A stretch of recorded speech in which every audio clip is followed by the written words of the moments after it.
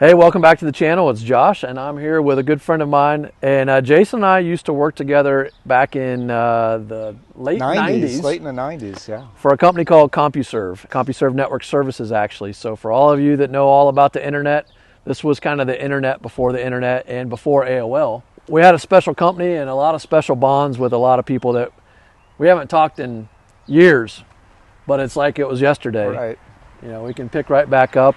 We're here checking out Jason's farm, Walkins Mill Farm, and I've got a whole nother video series that we'll talk about that. But today we wanted to talk about his Kioti tractor.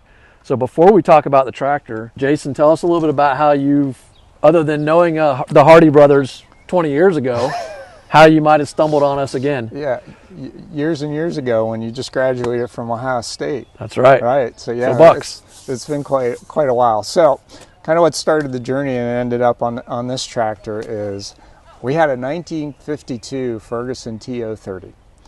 It was something that my wife's grandfather and her great uncle owned that was up in Mount Vernon.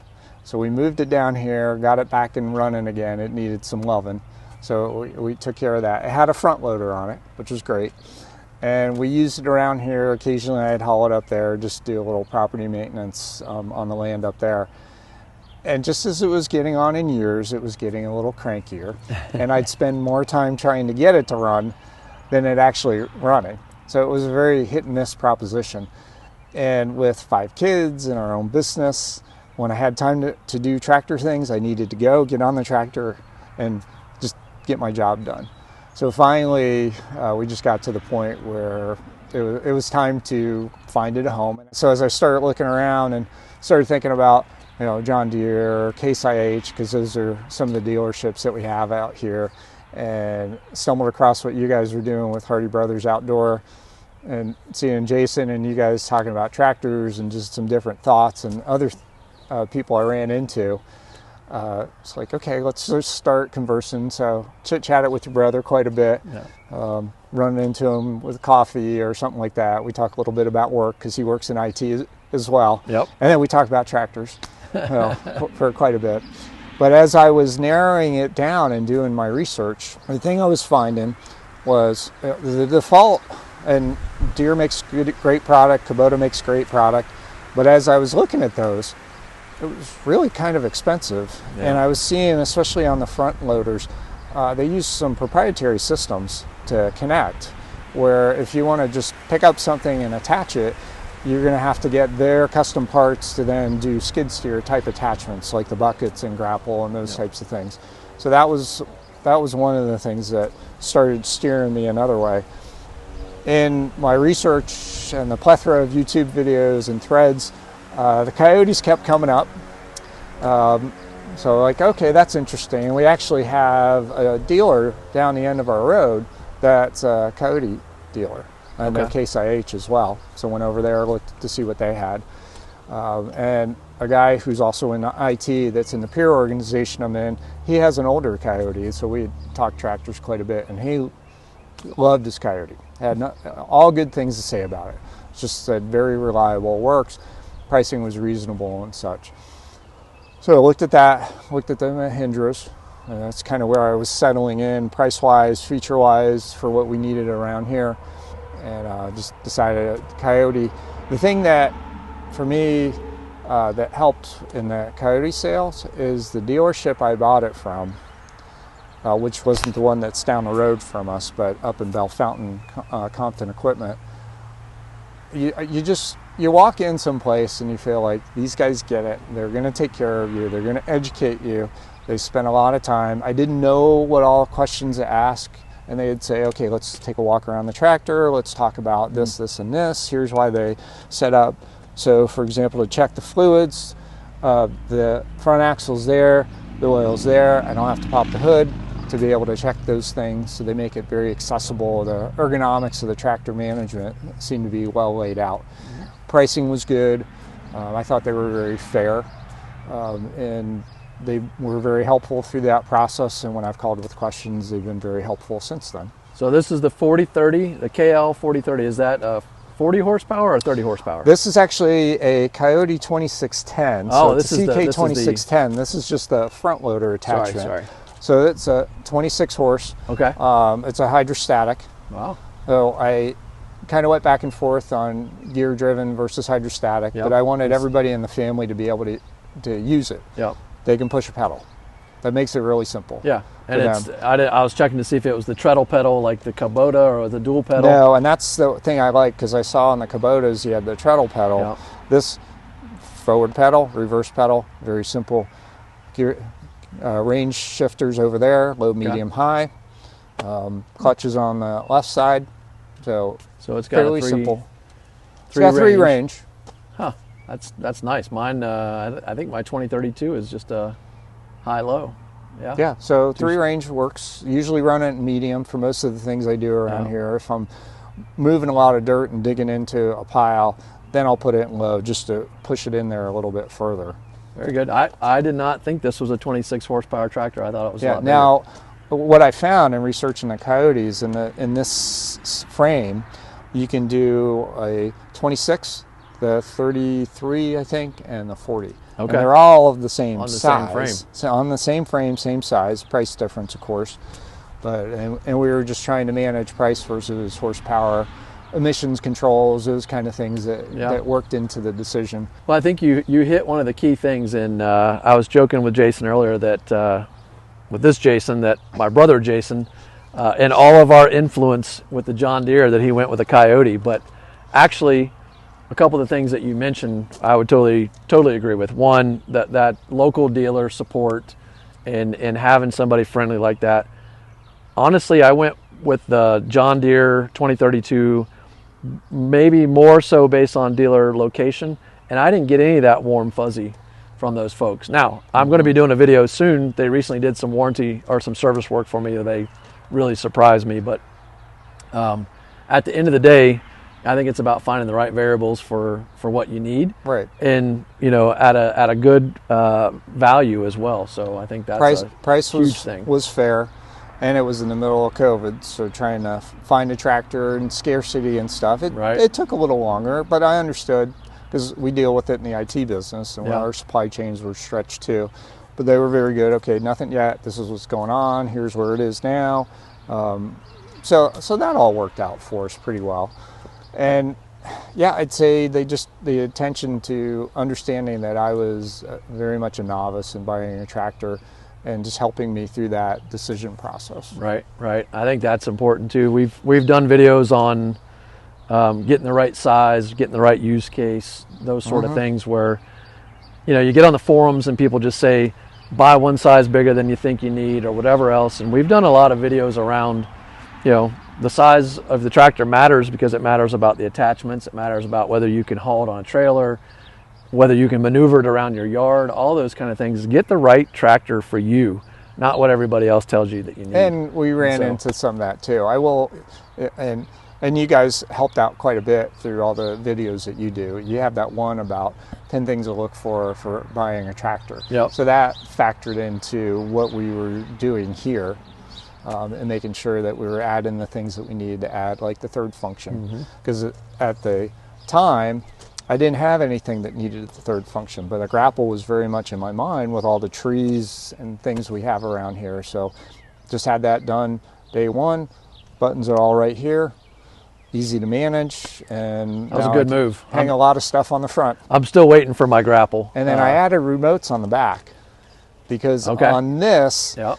So and I don't know that they have it now, but they have a 2610, this is a 2610, and then they had the SE, it's kind of the upgraded versions of those. The SEs have all the bells and whistles. Got it. And it's more money, of course, right. So we're trying to economize. I added the rear remotes, so I got duals here, and I have the top lift, which you and I have talked about the top lift, so that's been very, very helpful for the things that I do with it. And I like the ergonomics of it. There were some tractors we were looking at where the loader stick was here. Right. I find it more comfortable here, especially with the armrest. I feel like I just have more finesse with the bucket. Yeah, or whatever's hanging on the front. You're not out here. Less fatigue and less, moving it around like that. Well, I'm noticing some other upgrades. Did you get the R14s out of the gate? Was that something you added? I did. So I did a lot of research on tires. to figure out what made sense. Not turf tires because the things I wanted to do, but not heavy ag tires because I didn't want to be ripping up our property anywhere I took it. And the R14s, just ran across a lot of videos, talked to Compton about it, and thought that would be a good mix of a road tire and an ag tire.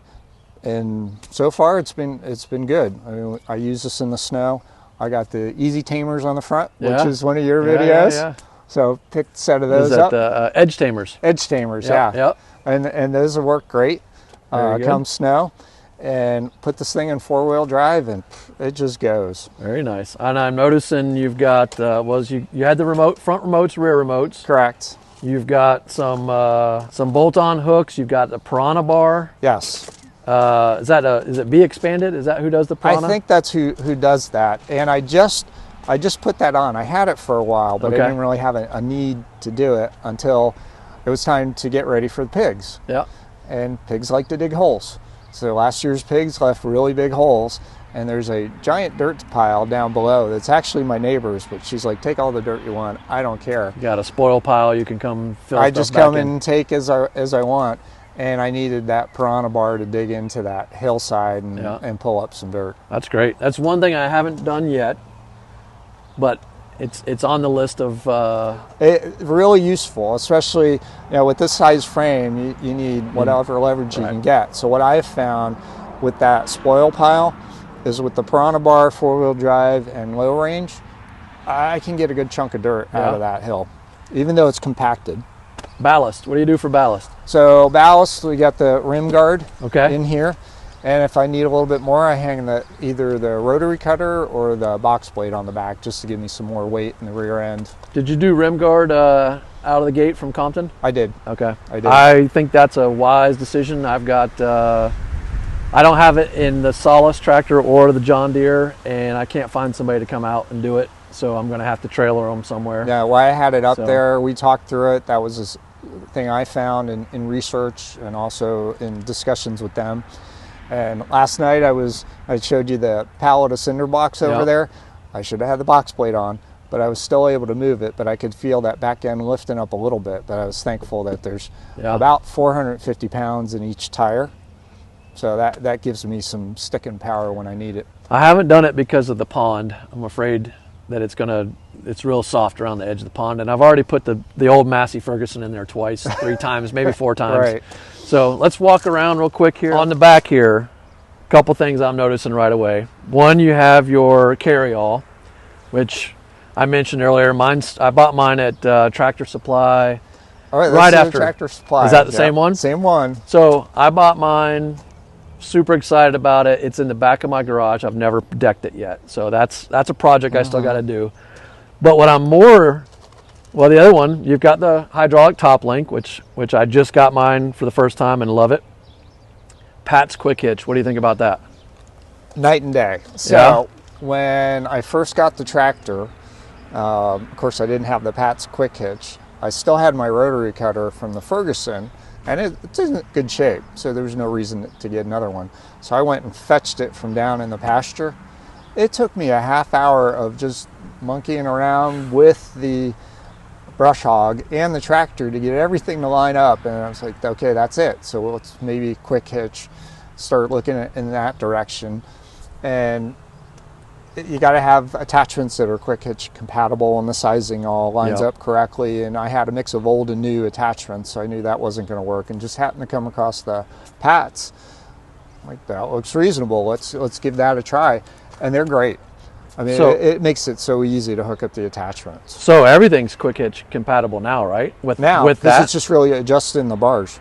And with the Pat's quick hitch, there's a bar that goes in between the hitches that you can adjust that spacing as you need to. Okay. So it makes it very simple to hook up attachments and to drop attachments. I might move to that. I have, on the John Deere, I have their iMatch, which works fine, but not everything I have is iMatch compatible. Right. Plus you have to have the bushings, which are relatively expensive.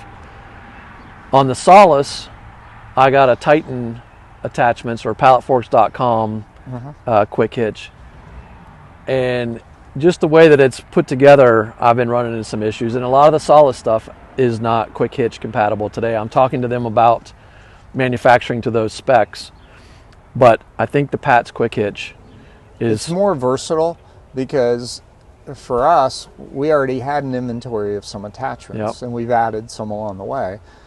And I didn't have to completely retool all my attachments. And you don't ever have to take those off. They fit everything, right? They fit everything. So that's the issue, is like I went and hooked up my grooming mower the other day, and I had to take the quick hitch off. And I think with the Pats and the top link, that's the way to go. And Pats is actually, I don't know if you've seen the PTO Link video that I did where the quick connect on the PTO. Yes, I did see that a couple weeks ago. So it's called PTO Link. Yes. They work with Pats because instead of having to cut your drive shafts, if you have Pats on there, it gives you some extra distance, makes up some of that distance. Well, and I went through that with our rotary cutter. So Pats adds about 5 inches there back, and it pushes it all back. Well, my rotary cutter, that extended my shaft enough that it was past that. Too far. Too far. So I had to get a longer shaft. And the resource I found for that is Agri Supply down in North Carolina. Yep. Those guys are great. Their pricing's very reasonable. And I called them up, said, this is what I need. Here's the distance I'm working with. What do you suggest? And they gave me a shaft that was the right size for what I was trying to do. The pricing was very fair. So I've referred a whole bunch of people when they started talking about attachments and parts. I'm like, you call these guys. Agri Supply. Did you get your top link from there as well? I think they sell top links too, don't they? That was a TSC purchase. Okay. Seemed to be the right price for what I needed. The only challenge I ran into, because you talked about this on your videos, your distance for how far you can extend, what that stroke length is.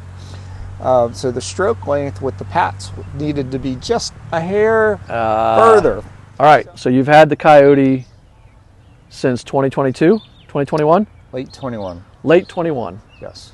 So a year and a half. Year and a half, about 115 hours on it. Okay, that's a good bit of hours. I mean, I've only got like maybe 300 or so on the John Deere, not being there full time and using it all the time, but plus splitting it across the other tractors. So 115 hours. Would you buy another Kioti? I would. Okay. What would you tell someone is the main thing to look for when they go out when they're shopping for their Kioti? Is there any must-have?